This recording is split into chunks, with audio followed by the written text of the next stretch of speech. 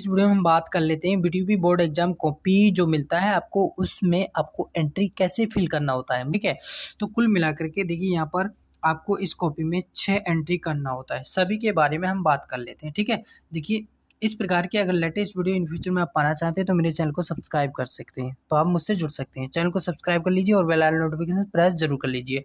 तो देखिए हम बात करते हैं फर्स्ट जो आपकी एंट्री है इसके बारे में।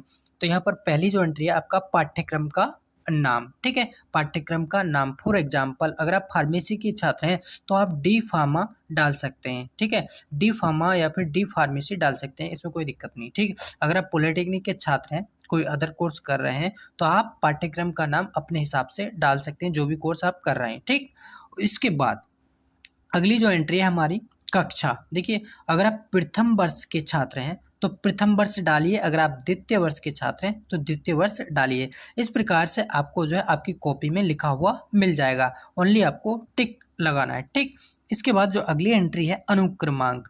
अनुक्रमांक का मतलब होता है रोल नंबर। ठीक है, बहुत सारे बच्चे क्या गलती कर देते हैं, अनुक्रमांक में एनरोलमेंट नंबर डाल देते हैं, तो एनरोलमेंट नंबर आपको नहीं डालना। ऊपर 2 है तो TWO, इस प्रकार से आपको एक बॉक्स में एक शब्द यहाँ पर डाल देना, अपने रोल नंबर का एक अंक को शब्दों में यहाँ पर आपको डाल देना है। ठीक है, ऊपर अंकों में और नीचे शब्दों में। ठीक, इसके बाद अगली जो एंट्री है विषय, जैसे कि फॉर एग्जाम्पल HAP आप डाल सकते हैं शॉर्ट में, ह्यूमन एनाटॉमी एंड फिजियोलॉजी।